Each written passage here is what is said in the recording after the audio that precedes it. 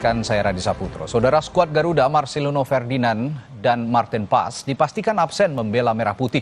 Lalu siapa yang bakal mengisi posisi ini? Kami punya informasinya untuk Anda. Jelang laga lanjutan kualifikasi Piala Dunia 2026 zona Asia, 32 pemain sudah diumumkan. 5 Juni 2025, Stadion Utama Gelora Bung Karno, Jakarta, bakal kedatangan timnas Tiongkok. Patrick Kluivert mesti meramu strategi apik agar obsesi meraih poin maksimal bisa tercapai. Tapi sayang, salah satu gelandang andalan skuad Garuda, Marcelino Ferdinand, dipastikan tak akan merumput saat melawan Tiongkok. Lino terkena hukuman 2 akumulasi kartu kuning yang membuat pemain Oxford United ini tak bisa membela timnas melawan Tiongkok. Spekulasi merebak, siapa pengganti Marcelino yang bakal dipilih Kluivert kala laga kontra Tiongkok nanti? Sejumlah nama mencuat yang diprediksi kuat bakal menggantikan posisi Marcelino. Pemain Dewa United FC, Egy Maulana Fikri, tampil gemilang di sepanjang Liga 1 2024-2025 dengan mencatatkan 12 gol dan 7 assist, bikin namanya harum dan potensial gantikan Marcelino. Nama Ricky Kambuaya juga boleh jadi dilirik Kluivert. Berjuluk El Sabar, Kambuaya dikenal energik dan mampu mengendalikan permainan dengan tenang. Modal bagus ini bikin ia bisa masuk bursa pilihan Kluivert. Tampil impresif bersama Malut United, Yakob Sayuri punya gaya dan naluri menyerang tinggi. Yakob bisa jadi pilihan Kluivert untuk mengisi posisi Marcelino. Jangan lupakan penyerang senior Stefano Lillipali.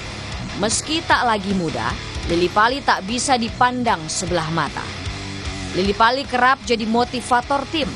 Selain mahir memberikan umpan, Lillipali juga mampu mencetak gol. Senasib seperti Marcelino, penjaga gawang Martin Paz juga tak bisa membela Merah Putih saat melawan Tiongkok nanti.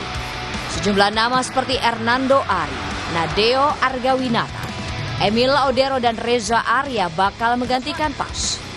Tapi yang jelas, seluruh pemain harus mengikuti training camp di Bali nanti yang akan menentukan siapa saja yang bakal dipilih oleh sang pelatih.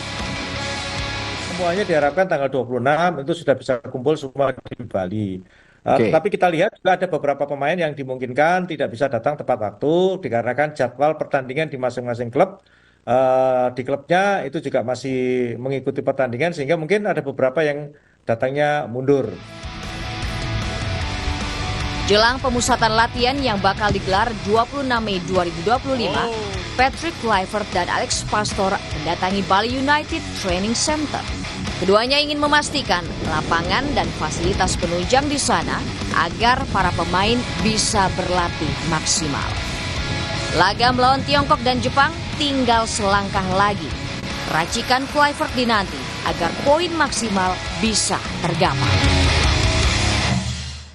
Di tengah mempersiapkan jelang laga babak ketiga kualifikasi Piala Dunia, Timnas Indonesia mengumumkan nama baru di staf kepelatihan Timnas. Nama baru itu adalah Simon Tahamata yang ditunjuk sebagai kepala pemandu bakat Timnas Indonesia.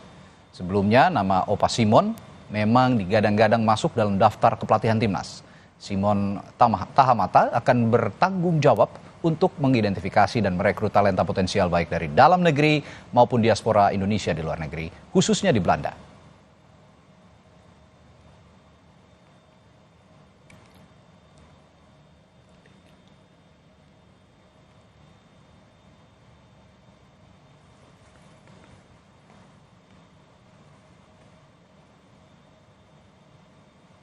Dan untuk membahas khusus malam hari ini terkait absennya Marcelino Ferdinand, pemain yang punya panggilan Marceng ini punya posisi strategis dan bagaimana siapa yang akan menggantikan, kita akan bahas bersama analis sepak bola Bung Haris Pardede. Selamat malam Bung Haris.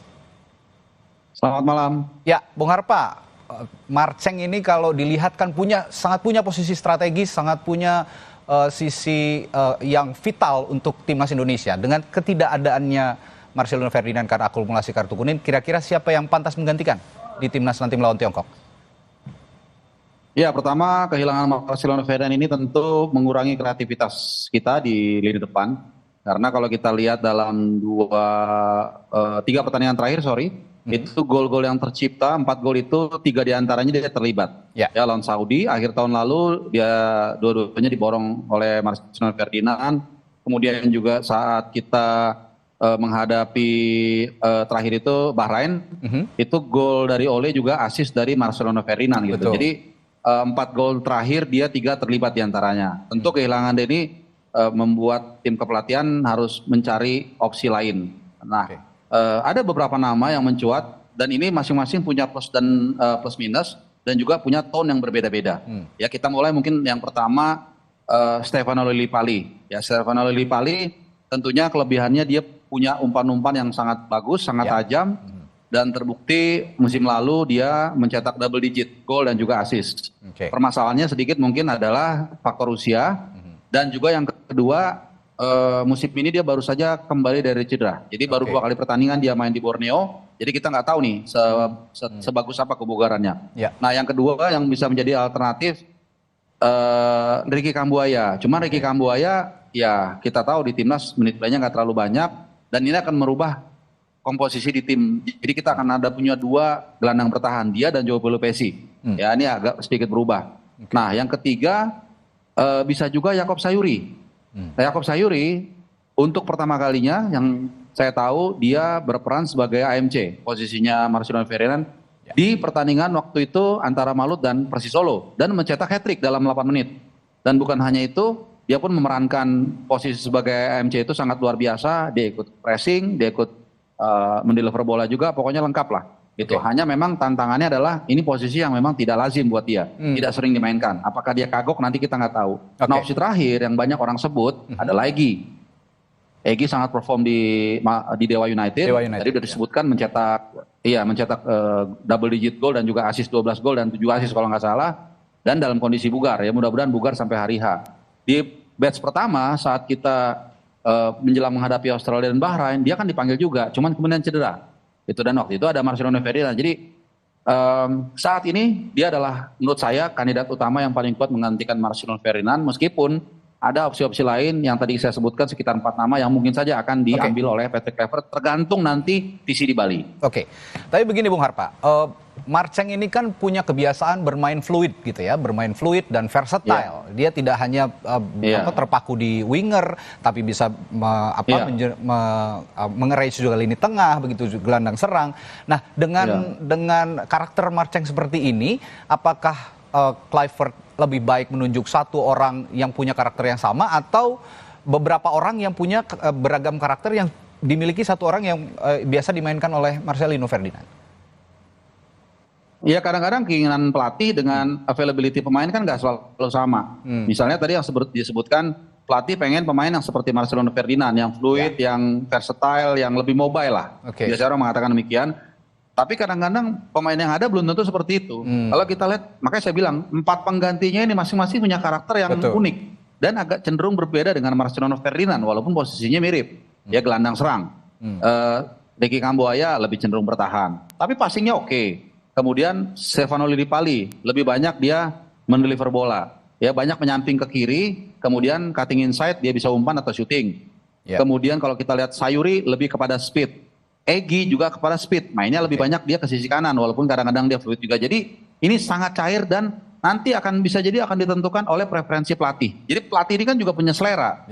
Nah, dengan opsi-opsi seperti itu nanti sangat tergantung juga seperti yang saya katakan tadi, persiapan di Bali. Nanti mungkin di momen-momen terakhir dia mungkin punya feeling, punya intuisi, karena ini semuanya plus minus ya, nggak ada yang firm. Misalnya kayak contoh ya, Martin Paes nggak usah pusing, udah pasti Emil misalnya. Tapi kalau ini masing-masing sangat beragam. Jadi sekali lagi ini sangat tergantung preferensi pelatih dan situasi kondisi terakhir menjelang pertandingan. Nah yang menarik juga latar belakang performa Marcelino. Saya sedikit bacakan statistik Marcelino di kontribusi dia di kualifikasi Piala Dunia 2026. Dia bermain selama 717 menit dalam 11 pertandingan di kualifikasi, mencetak 2 gol dan 2 gol ini keduanya dalam pertandingan melawan Arab Saudi, lalu pada assist juga disumbangkan dia pada saat lawan Bahrain, dan ini melihat chemistry antara Marcelino dan Ole Romeni yang sama-sama bermain di Oxford United. Ini sebenarnya kan hal positif yang harus dijaga sebetulnya. Nah, dengan absennya Marcelino, apakah lini depan juga berpengaruh untuk diganti atau tetap Ole dengan pengganti-pengganti yang punya karakter yang sama dengan Marcelino? Kalau Ole sih saya pikir nggak akan mungkin diganti ya. Dia sudah pasti akan nanti diplot sebagai target man, dan itu sudah terbukti dia bisa beradaptasi dalam situasi apapun, dengan lawan siapapun, dengan rekan tim seperti apapun. Misalnya lawan Australia dia debut. Saat itu kondisi tim breakdown semua. Hampir semua pemain tuh bermain jelek melawan Australia menurut saya. Tapi Ole masih tetap bisa mencetak gol. Dan kalau kita masih ingat, dia bermain juga sangat taktis, ikut pressing juga. Ya boleh dikatakan di tengah para pemain yang sedang turun penampilannya, dia tetap perform. Demikian juga saat menghadapi Bahrain, itu adalah debut kedua dia di depan pendukung 70.000 fans di GBK. Kembali dia mencuat sebagai match winner. Jadi kalau untuk Ole kita nggak usah banyak terlalu bahas lah. Tapi patternnya ini ya kita nggak tahu. Sekali lagi nanti ketika TC mungkin akan dicoba itu, Mas. Dengan ini bagaimana, dengan ini bagaimana, dengan ini bagaimana. Meskipun nggak akan kita bisa lihat. Karena nanti saat training, apalagi kalau udah memasuki menit ke 15-16, itu biasanya wartawan ataupun siapa yang meliput itu disuruh keluar. Kenapa? Karena mereka biasanya udah lewat pemanasan, udah mulai taktikal. Jadi ini sangat nanti tergantung situasi terakhir. Siapa partnernya nanti. Terakhir Bung Harpa, soal Martin Pas juga yang akan absen nanti melawan Tiongkok. Tadi sudah disinggung, artinya sudah pasti Emil Audero begitu, karena punya statistik yang juga tidak kalah mentereng dengan Martin Pas. Tapi kalau memang di-compare performa Martin Pas di Major League Soccer dan Emil di Serie B ya, Italia, di Palermo, ini gimana? Head to head-nya masih seimbang saya atau pikir lebih 11-12 lah. 11-12 ya? 11-12, iya. Karena ya Palermo kan juga levelnya cukup tinggi ya, dan bahkan saat itu timnya juga masuk ke playoff, memang kalah dari Juve Stabia di fase awal playoff, walaupun ini ada blessing in disguise juga buat kita, sehingga dia bisa bergabung in time lah gitu loh. Martin Paes, saya pikir dia punya banyak kelebihan, posturnya mirip dengan Emil, 190 kecil lah. Kemudian dia juga sudah terbiasa, karena selama round 3 kan yang mengawal gawang Garuda kan dia. Tapi mungkin ya secara MLS kita tahu lah ya, nggak terlalu segemerlak Serie A. Jadi ini 11-12. Serie A dan Serie B. Iya, mungkin satu saja sedikit yang mengundang pertanyaan buat saya adalah tidak masuknya Sirus Margono. Ini sebenarnya pemain yang penampilannya cukup bagus di Liga Kosovo. Saya hampir tiap minggu mengikuti dia. Cuman sejauh ini belum sekalipun mendapatkan panggilan dari tim nasional Indonesia. Padahal waktu itu pelatihnya sempat foto bareng mengunjungi ke tempatnya mereka. Iya, tapi kemudian ya nggak tahu ya kita kenapa. Tapi sekali lagi ini pilihan pelatih ya. Sekali lagi pelatih punya otoritas 100% untuk memilih dan tidak memilih. Tapi mungkin pembicaraan kita bisa jadi didengar oleh 3 staf pelatihan Patrick Kluivert, Alex Pastoor, dan Dani Lansat. Mudah-mudahan nanti di pertandingan lawan Jepang mungkin bisa ada kesempatan buat yang bermain tadi. Nah, ya nanti H-7 ditentukan. Sampai H-7 nanti masih bisa berubah itu susunan 32 pemainnya. Manajer timnas Pak Marji juga menyimak pembicaraan kita dan mengasihkan input kepada trio pelatih kita di timnas Indonesia. Baik, terima kasih Bung Harpa telah berbagi perspektifnya di Sapa Indonesia Malam. Sampai jumpa lagi. Selamat malam.